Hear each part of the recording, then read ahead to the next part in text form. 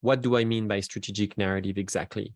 You hear me talk a lot about it. I publish a lot about it. I write. My company, is really focused on this. A narrative can be understood as a story. It's one way to understand it. It's, we say, hey, that narrative was cool. In this narrative, I see that the character is doing this X, Y, Z. And so most people will use story and narrative just interchangeably. We just and that's what we do in general. There is another way to understand the word narrative, which we also use in many contexts. For instance, when we talk about political movement, religious movement, big societal changes, or the way certain figures, political leaders, for instance, spiritual leaders, we'll talk about the topic. Or right now, for instance, we talk a lot about the narrative around weapons and firearms here in the United States. That's one example. That's the other way to define and understand the word narrative. In that context, a narrative is a system of stories. It's the sum of all the stories that exist at a given time about a topic. And that definition represents a really powerful opportunity for businesses.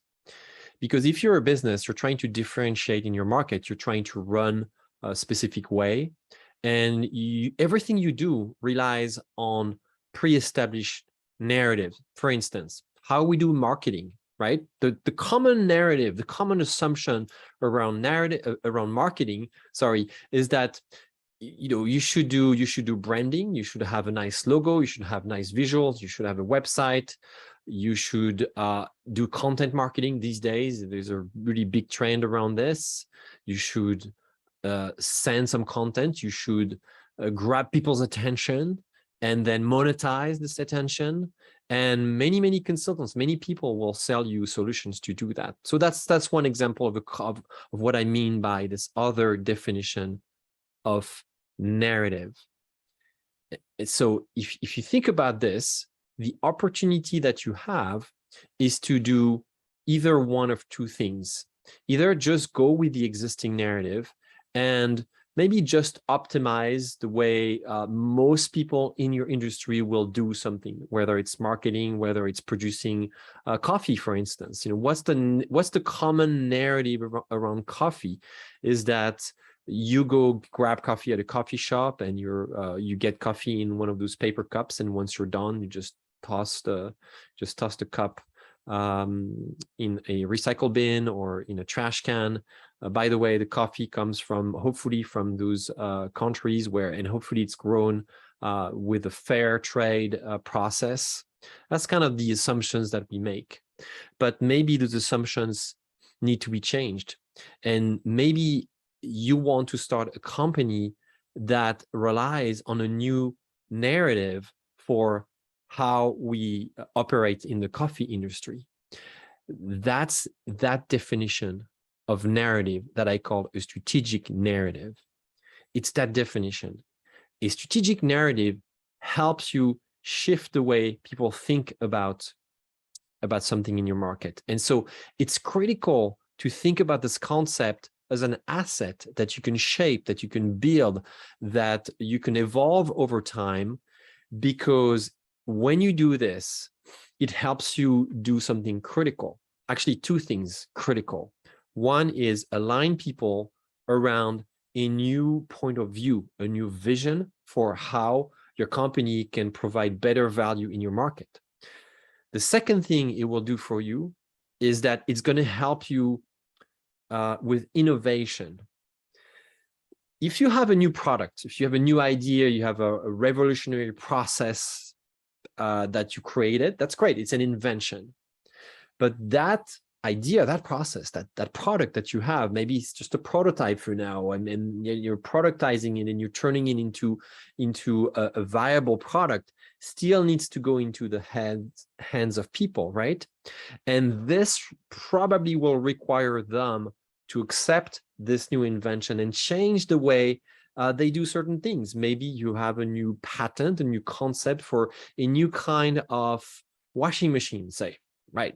A new type of appliance that, say, doesn't work with water, doesn't work with agitation, but just has this new process to use almost no water and still clean your clothes very, very well. Well, that's great, but what you're going to have to do is change people's behavior. You're going to have to change the narrative, the usual system of stories around what is a washing machine, for them to trust you and to understand that your invention could bring some new value to their life. That's really what I mean by a strategic narrative.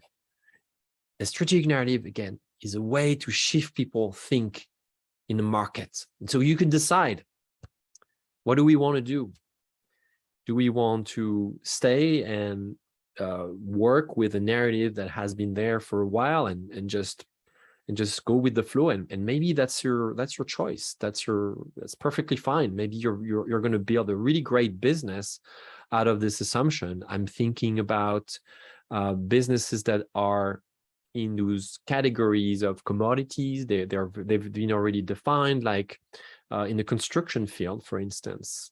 If you are working, if you have a plumbing business, if you have a roofing business, is there really a need to change how people think about roofing these days? Probably not. Right? You're going to be really great at putting great roof and establishing, creating really great relationship with people who need a new roof without needing to reinvent the wheel. A roof is a roof, and it's been proven, and it's been there for many, many years, and maybe that's what you do very, very well. Other entrepreneurs decide that maybe it's time to rethink the concept of a roof, maybe through new material, maybe through higher insulation ratings, for instance, maybe because of a new process for installing the roof. And what they're going to need then is to build a new narrative. They're going to need to build that with thought. They're going to have to give some thought through this. So they're going to have to do this strategically. So in a way, this new narrative has a transformation power to what you bring to the market. Is it easy? Not necessarily. It requires effort. It requires resources. It requires time. But the payoff is probably greater than if you stay within the realm of the old narrative, the already accepted common way to put a roof on a house, per my example. This is what really I mean by strategic narrative. It's not just the story that you tell about your business, about your brand, about you.